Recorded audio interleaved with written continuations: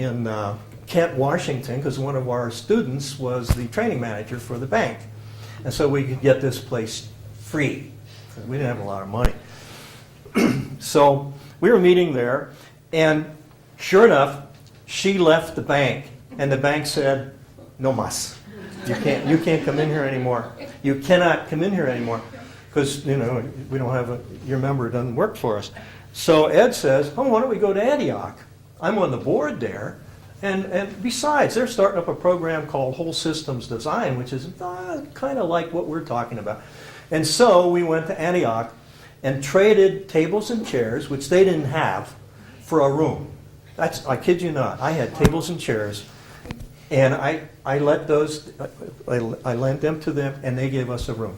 So we had a quid pro quo. And in the course of doing that, we started having conversations about accreditation and about affiliation and sharing. And sure enough, when we started OSR 3, the students were actually fully accredited in a fully accredited program through Antioch University. And they were the first graduates from Antioch in OSR. Okay? That's how that happened. You talk about serendipity? You get the theme? That whole theme? Tables and chairs, rooms, All Antioch had was cushions. I kid you not. You sat on the cushion and clouds of dust would come up. Poor Ed Dolan was asthmatic. And right in the middle of trying to work with somebody, he said, "I can't go anymore. I have to go outside." Seaplanes were taking off outside. We were down by the old gas plant on downtown Seattle, Lake Union. And when the seaplanes took off, you had to stop talking. It was too loud. So, we've come a long way. Come a long way. Okay. I'm going to move through a lot of the rest of this more quickly. But I wanted to give you some idea of how this whole thing got started. Because it wasn't a grand plan. It came out of need. It came out of observation from a friend, a colleague, a mentor of mine saying, "Don, there's a lot of people like you who need a place where you can go learn more. You're a great practitioner, Don, but you don't know from Shinola about what's underneath all of it." And he was right. And there were people that knew a lot what was underneath stuff, but didn't know how to do it. So, there was a need for both. And that's where it got born. Then we had our third cycle, which was the first group to graduate from Antioch. And cycle 4. And after cycle 4, Ed and I were burned out. And we said, we got to take off. In fact, it was our wives who said, "You stop. You stop. You got to take." So we took a year off, and we got together with 2 other faculty members, Margaret Walker and Elaine Jessen, and we redesigned the program in 1 year. And then came back for OSR, that was after OSR 5. And then OSR 6 and 7 with a new design, and the groups were much bigger. They were size like this. Prior to that, they were like 18, 20 people. And then we suddenly went to like 40.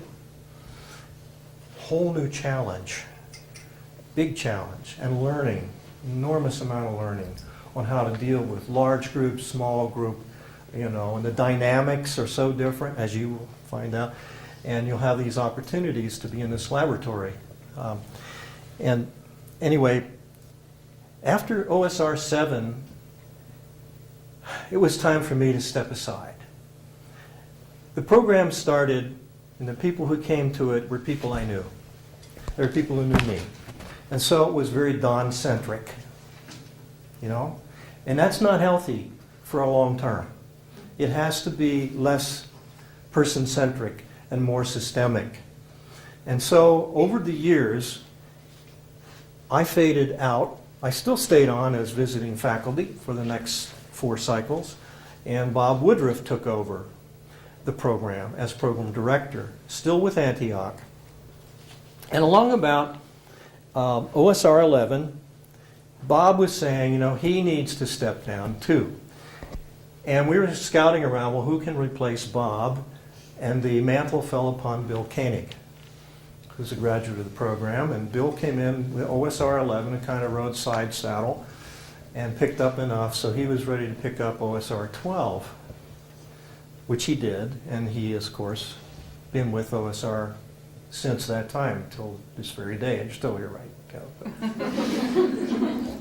And then, of course, as things progressed, the faculties that were there retired, and then we had the blessings of Joanne came into the picture, and then when was it? Just 2 years ago that you actually officially came in, but prior to that you were supporting the program, sort of like what Paul is doing. It's more than administrative work. I mean, it's deep work that goes on.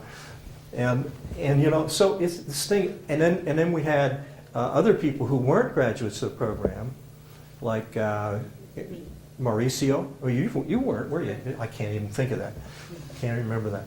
But Mauricio from what, Chile is he, or Bolivia or something? Colombia or Peru. I missed the whole thing. South America somewhere.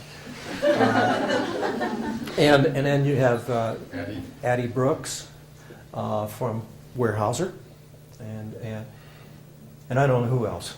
Anybody new I don't know about yet? No, not yet. Okay. And so we've had that kind of change. But then the big change occurred. I can't even remember the exact date. But it was around OSR 12, wasn't it, Bill? Where you started to think about maybe it's time to move to a new partnership. And there were a lot of things going on at the time. This is after 20 years with Antioch. And so, under Bill's leadership and with the support of a whole lot of other people, and scouting around the country to find a new partner, they settled on Seattle University. And, you know, that's been a whole leap forward. So, the story I'm telling you, now here we are at OSR 16. Now we're doing one every year. And resisted doing that for years, you know, because it's such a load. It's a huge task. And still maintain the quality of the relationships, which is absolutely essential in making this all work. So, here we are. Quite a time. Quite a time. This would be a good time to pass out those papers, whoever has them. I don't know where they are. What I'm handing out right now is a paper that has on it somewhat of a summary of the underlying values that have always been here from the very beginning. That despite all these changes in venue, all these changes in leadership, all these changes in faculty, that hasn't changed.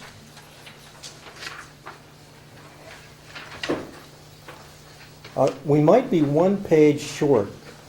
I made 35 copies not knowing there were 36 of you, unless somebody didn't show up. But we'll get you a copy, I'm sure. So, I wonder if I gave mine away. I probably did. I probably don't even have it here to look at. Wait, I do. I've got it. And this is a really important message, I think, and that is that even though this program has gone through many changes, some not by plan, and others, and many of them, most of them, by plan, intentional change and renewal. So the organization renewal program lives its name. But renewal does not mean abandoning the basic values. And this is what you see on this page. These values are from the very beginning of this whole history I've talked about. And if you look at the top, some of this I think you've probably seen or you've probably read, and some of you may not have. The program intends to provide opportunities for adult learners to, 1, design processes and structures for leading and managing change. It's been that from the very beginning. Develop holistic perspectives about individuals, groups, organizations, and world communities. Recognize the synergistic qualities and opportunities inherent in living systems. Okay? Develop the heart. In this particular line,